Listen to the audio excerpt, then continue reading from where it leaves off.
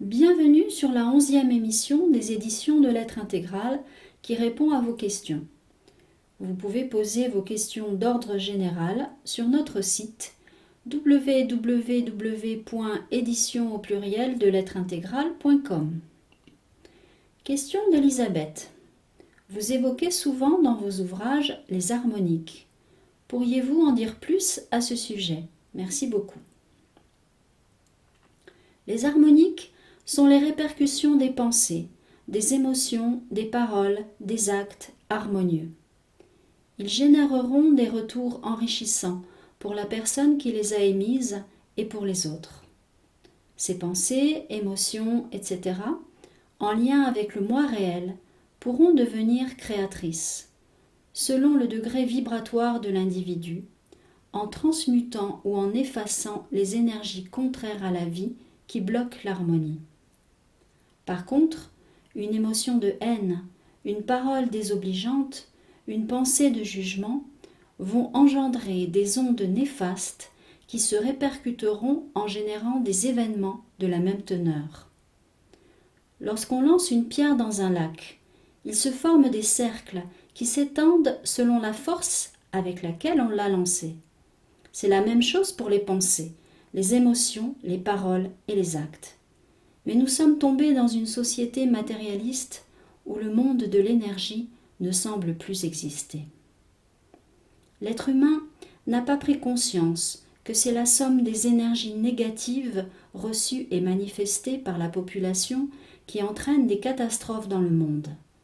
Il a perdu son discernement parce qu'il n'est plus en harmonie avec la vie réelle. Chaque individu a la responsabilité de rétablir l'harmonie perdue en manifestant à tous les niveaux l'amour, l'intelligence et la volonté pure afin de redevenir solidaire de la terre, des uns et des autres. Pour quelle raison un individu transforme-t-il peu à peu sa vie? Parce que ses compréhensions progressives, ses émotions plus sereines prennent la place des chocs de son passé, qu'il finit par accepter et transmuter. C'est en remettant l'harmonie en soi que le changement arrive. Tant que la disharmonie désorganise le lien entre le mental, l'émotion et le corps, il ne peut rien résoudre.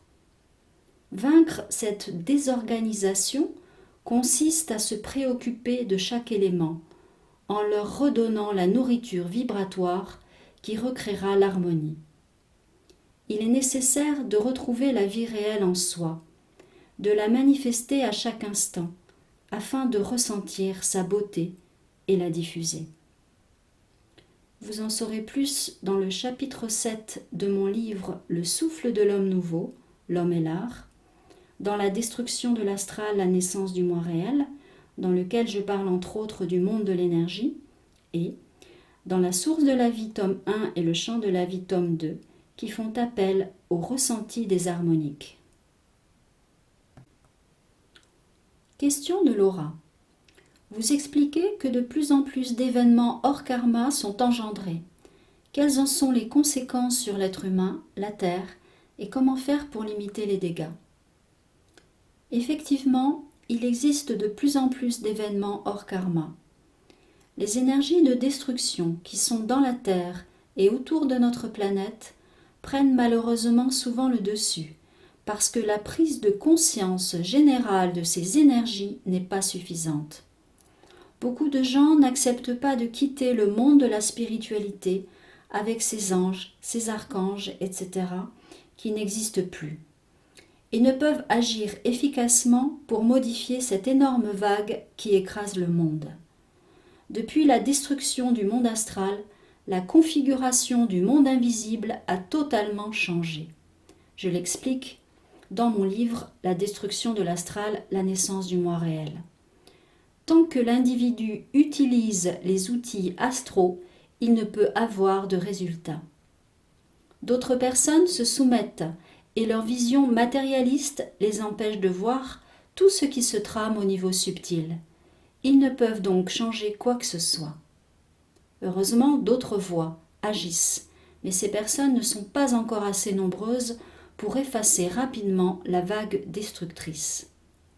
Un événement hors karma est soit la résultante d'un karma préexistant aggravé, parce que les énergies du karma n'ont pas été transmutées suffisamment tôt par des compréhensions et des changements notables, soit une somme d'énergie néfaste prend la place vacante d'énergie harmonieuse qui aurait dû s'implanter.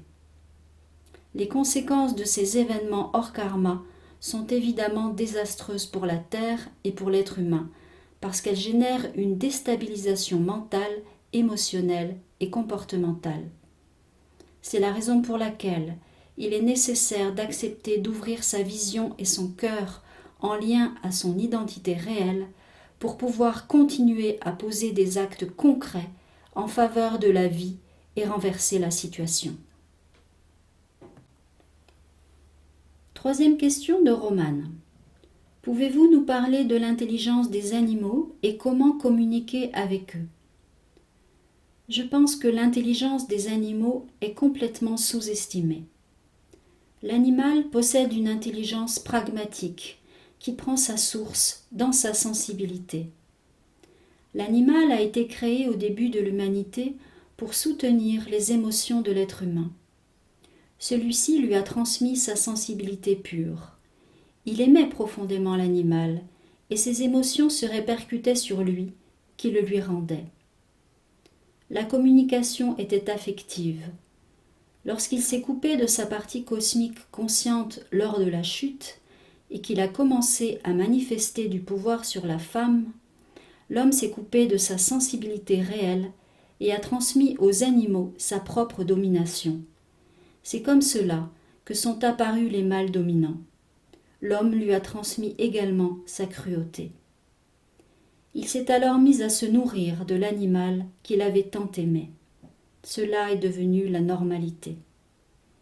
En perdant l'équilibre entre son principe de réception et d'émission, il a perdu la considération pour la vie qui bat à travers un cœur.